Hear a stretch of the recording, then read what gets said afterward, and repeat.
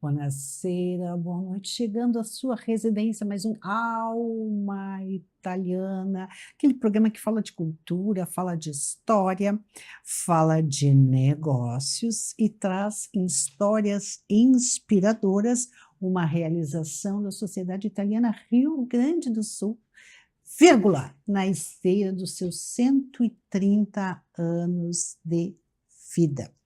E hoje, na nossa sala viva, nós vamos falar sobre a polêmica, a intensa e efervescente religião lá na Roma Antiga, que é um tema que nos apaixona.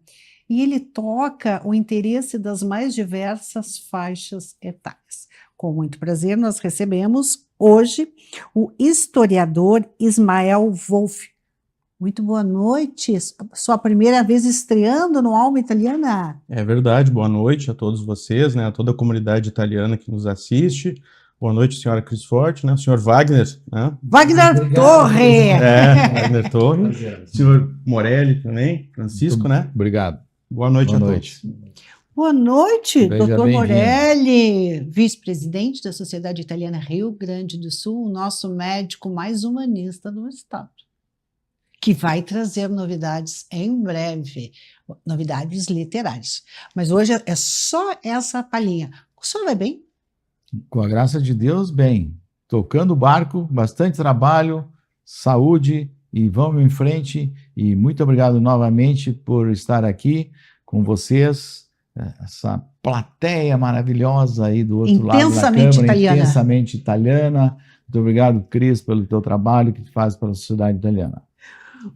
Também conosco o nosso artista multifacetado, Wagner Torre, carinhosamente chamado de Wagner Love. Nós contamos no episódio anterior, lá na semana passada, que este apelido foi dado pelo Dr. Morelli em função, né, do jogador de futebol, Isso. mas também pelos recados de carinho e de amor que ele recebe nos seus eventos por aí, especialmente lá no restaurante Um Gastrobar, né? Exatamente, Cris. La Vita é Bella. Tem recebido, continua recebendo recadinhos? Olha, de vez em quando a gente recebe, né, Cris? Boa noite a todos. Boa noite, Boa Cris. noite, Boa noite, querido. Morelli, amados. Obrigado, Ismael. Uma boa noite a todos vocês. Boa noite, espectadores. Com certeza, de vez em quando, graças a Deus, eu recebo esse carinho, essa troca do público aí, Cris. Então, fico sempre muito feliz de receber esse love de coração, né, do Morelli e de todas as pessoas que curtem meu trabalho. Obrigado, amados. Muito bem. Então, nós vamos agora adentrar na questão religiosa, na religião de Roma Antiga. E eu lhe pergunto, professor, os deuses, eles moldavam as decisões políticas na Roma Antiga? Olha, eu posso dizer que Deixa eu lhe perguntar, passando pelo Senado. passando pelo Senado, eu diria com certeza que sim. Com certeza. Hoje nós temos um conceito de Estado laico que é muito diferente do conceito que nós tínhamos antigamente, né, falando em Roma, né, desde o período da monarquia em Roma, pois nós sabemos que Roma passou por uma monarquia, depois uma república, e depois nós temos o Império Romano, que se estende, né, por um grande território vastíssimo ao longo de todo o mar Mediterrâneo, né? A religião, sim, ela moldava as decisões políticas. O Senado consultava, sim, os sacerdotes. Às vezes eles próprios eram sacerdotes, faziam parte de escolas sacerdotais. E os romanos eram muito religiosos. De forma geral, eles eram muito religiosos. Escritores como Cícero, Tácito, Sêneca, eles vão falar sobre isso, sobre essa religiosidade. A religião é sempre um tema muito presente entre os romanos. E dentro de Roma, de forma geral, havia um cuidado especial em se buscar sempre a pax deorum, que eles chamavam, que era a paz com os deuses. Então havia esse cuidado sempre de se buscar a paz com as divindades. Então a religião era um compromisso cívico entre os romanos, pois se eles tinham a paz com a divindade, o Estado ia bem, a cidade iria bem. E os deuses eram tão importantes que às vezes eles eram tomados até como cidadãos honorários da cidade. Era o caso do nosso Júlio César?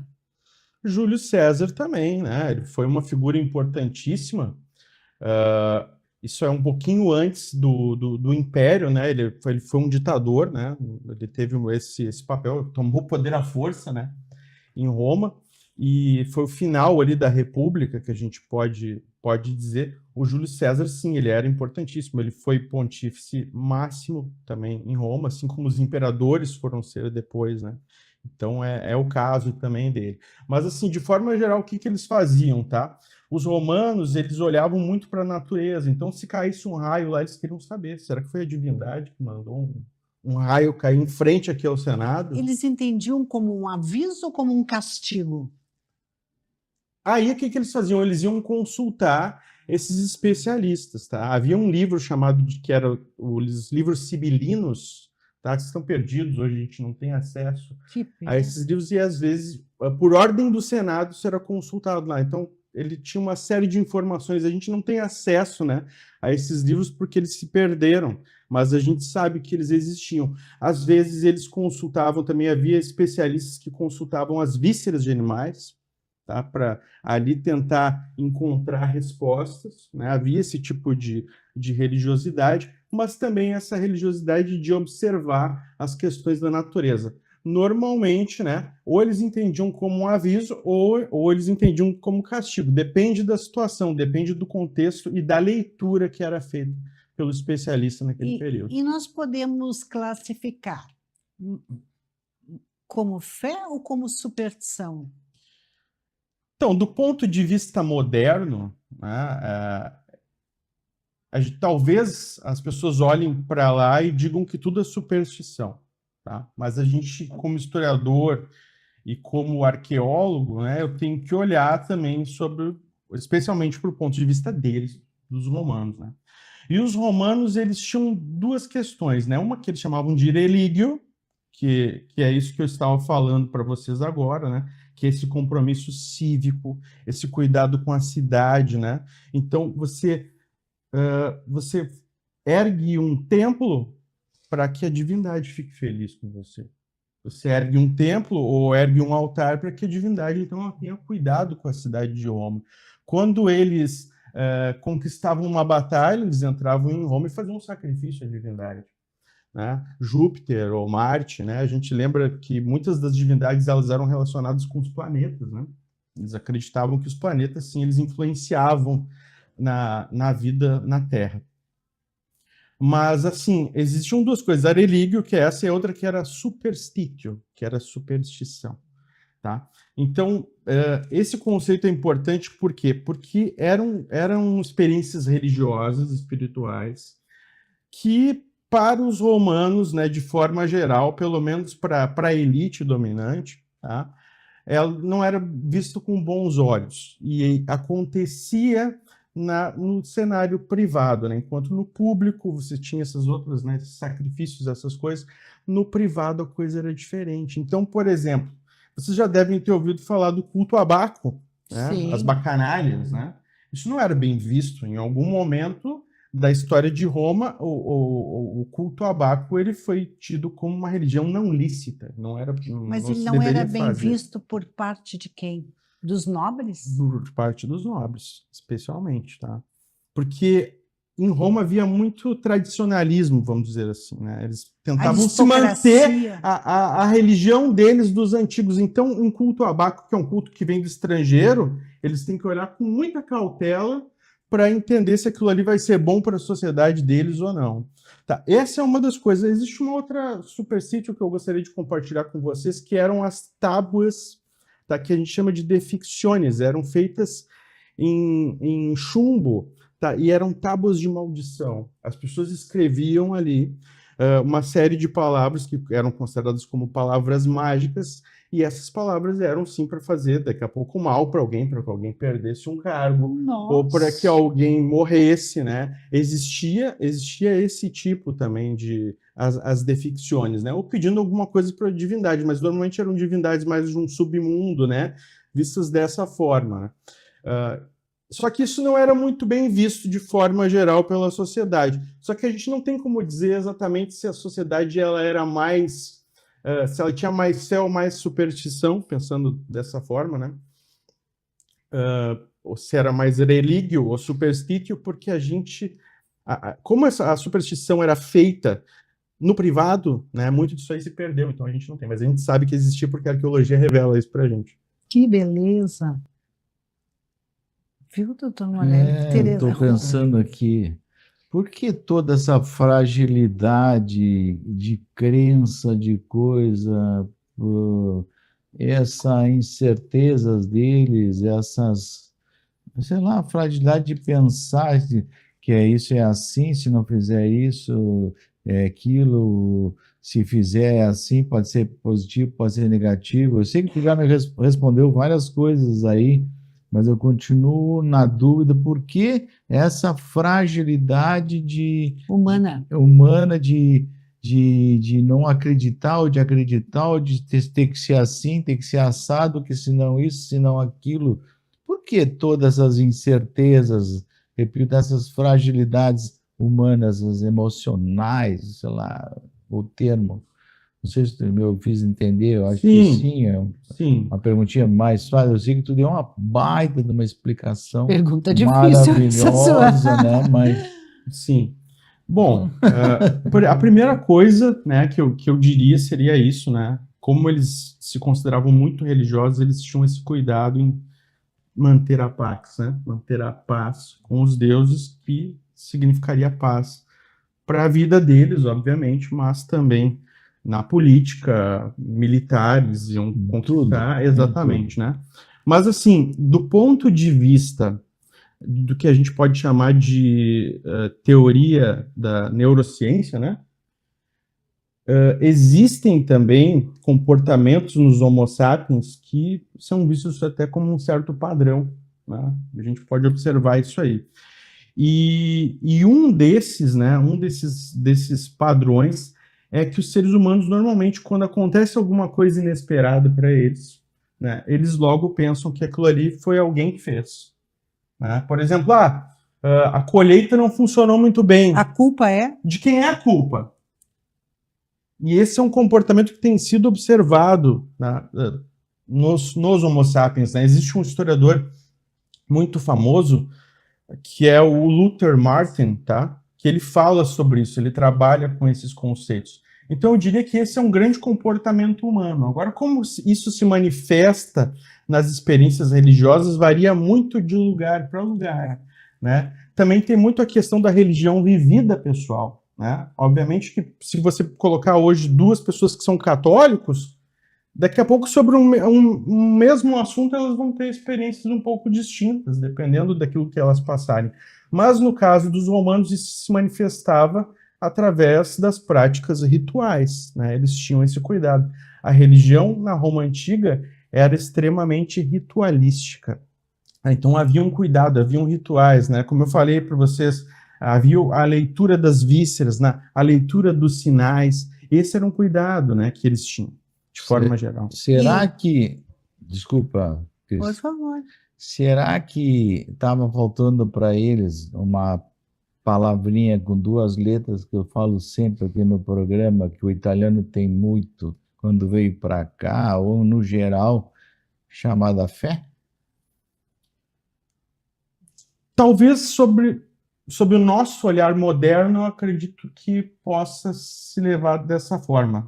No entanto, de acordo com o olhar deles, eles iriam dizer que eles tinham bastante fé, provavelmente. Mas no nosso olhar moderno, eu diria que talvez, né? Talvez sim. Mas eu tenho fé na arte do Wagner Dor. Vamos dar uma palhinha antes de partir, de embarcar para os comerciais? Certamente, Carissa. Amore, scusami, se sto piangendo, amore, scusami, ma ho capito che lasciandoti io soffrirò. Amore, faccia.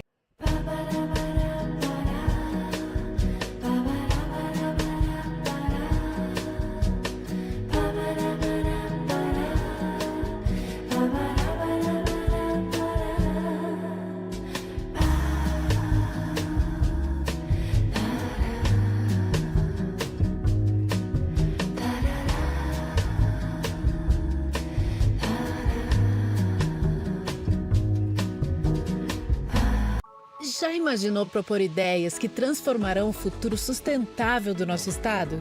Então, acesse a plataforma gov.br/PactoRS25. Lá você pode criar propostas em 4 eixos temáticos, ou ainda apoiar outras propostas. As mais curtidas seguirão para uma seleção final, onde as 80 ideias mais votadas farão parte do relatório de diretrizes para a sustentabilidade do Rio Grande do Sul. Participe! Um convite à Assembleia Legislativa. Voltamos com a alma italiana, com o coração renovado, com a música, com a arte do nosso querido Wagner Torre, contando no Alma Italiana com o vice-presidente da Sociedade Italiana Rio Grande do Sul, na esteira dos seus 130 anos, o doutor Francisco Morelli, e o nosso historiador que nos deixou de boca aberta, nos levando lá para a Roma Antiga e nos explicando sobre esse poder da religião em Roma, o nosso professor Ismael Wolff. Professor, eu lhe pergunto, tem algum episódio estranho ou escandaloso que o senhor lembre e possa compartilhar conosco aqui no Alma Italiana relacionado à religiosidade romana? Bom, estranho ou escandaloso, né? Uma das coisas que a gente citou aqui foi o culto a Baco, né? Para alguns poderia ser considerado algo estranho ou escandaloso, né? Era um lugar onde às vezes você tinha, né? Foi dito até que seria lugar de orgias, né? De alguma É o que a forma, né? gente, é o que chega para nós. Exatamente, né? O termo bacanal hoje é utilizado dessa forma, né? Mas muita bebedeira, né? Enfim, a coisa que acontecia na noite, né? Então ela estava fora daquela religião pública que eu falei para vocês que estava acontecendo nas claras para todo mundo, né? Agora, assim, se a gente for parar para pensar como modernos aqui, a gente olhando do século XXI para lá, né, talvez se na nossa religião, né, eu não sei qual a religião de cada um de vocês, mas se na nossa religião não tem sacrifício de animais, talvez possa soar como escândalo, né, sacrificar um animal, né? Hoje em dia a gente tem todo esse cuidado, né? Tem pessoas que são vegetarianas, né? Então aí a coisa já vai para outro caminho, né? Mas nos chama a atenção, né? Essa materialidade. Sim, claro, com certeza. Existe um culto chamado culto a Mitra. Eu não sei se vocês já ouviram falar desse culto. Mitra era uma divindade que foi tida como uma divindade durante muito tempo, que era vinda da Pérsia, né? Daquela região mais oriental. Mas o culto a Mitra ele foi estabelecido no Império Romano a partir do século I, e a gente tem notícia disso, a gente sabe pelos vestígios arqueológicos, tá? Então ele se estabeleceu no Império Romano, mas não só em Roma. Ele se estabeleceu por praticamente todo o Império Romano, tá? Enquanto o cristianismo estava também em ascensão, o mitraísmo também estava em ascensão. Então é uma coisa que até eu pesquiso no meu doutorado, por isso eu gosto de falar sobre isso, porque eu estudo o culto de Mitra na Britânia, que era uma província do Império Romano, onde hoje nós temos a Inglaterra, onde hoje nós temos o país de Gales, né? Então, para a gente ver como o Império Romano ele se alastrou, né? Ele foi levado. E o mitraísmo, que era um culto que a gente considera como um culto romano, pois era desse mundo romano, assim como o cristianismo, né?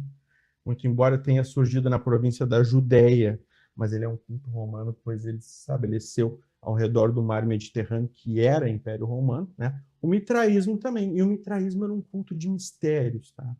O mitraísmo era um culto onde você tinha graus iniciáticos, onde para participar dele, né, você tinha que passar pela iniciação e ali ocorria um processo de morte simbólica, de certa forma, né? Onde Como assim? Você era vendado, levado para um templo escuro que era chamado de caverna, e nós, arqueólogos, historiadores modernos, chamamos de Mitreum, tá?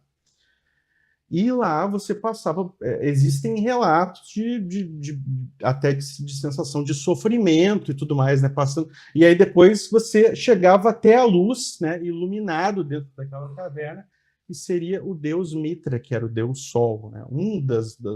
Uma das tantas divindades pelo qual o Sol foi chamado também. Então ele era um deus de luz. Deus Mitra, assim como Hélio, assim como Apolo, né? E os mitraístas, eles passavam por esse processo, né? Claro, como eles não escreveram sobre se era um culto de mistério, o que a gente tem são relatos, muitas vezes, dos cristãos que escreveram depois sobre eles, né? Então, não havia interesse, né, de mistério, não posso falar o que está acontecendo aqui dentro, mas a gente sabe porque a gente tem uma série de afrescos, a gente tem uma série de artes religiosas, inclusive na Itália, né, mostrando cenas onde os mitraístas, os iniciados, eles são levados às vezes ali, né, levemente amarrados, com os olhos vendados, e eles seguem um caminho, e é como se eles estivessem passando por um martírio, até então encontrarem a luz. Para nós, hoje, né, talvez possa soar escandaloso para algumas pessoas, pois é um tipo de culto, uma experiência religiosa muito diferente do que a gente possa dizer que a gente tem, pelo menos aqui no Ocidente, né? E que experiências sociais nós teremos na sociedade italiana em setembro, doutor Morelli? Uau, várias! Olha só, vamos então. Deixa eu pegar meu amigo aqui. Anote e venha estar conosco na sociedade italiana, que tem emoções para todos os gostos e todas as idades. Bem, começamos em setembro, sábado que vem, daqui uma semana, com o nosso jantar temático dos anos 60, Sociedade Italiana, junto com o Centro Calabrese, lembrando os anos 60, vestidos todos a rigor dos anos 60, com músicas tradicionais dos anos 60, toda aquela festa, aquela comilança, etc., característica lá na cidade italiana. 25 de setembro, na outra quinta, aí, Wagner, vai preparando o teu violão, porque será a noite do tango, com Roberto Pinheiro e ustedes também. Wagner, então, Wagner, vai um tanguinho aí. E todo a media luz es un buen amor, a media luz los besos, a media luz los dos, e todo a media luz, crepúsculo interior, que suave terciopelo, a media luz de amor.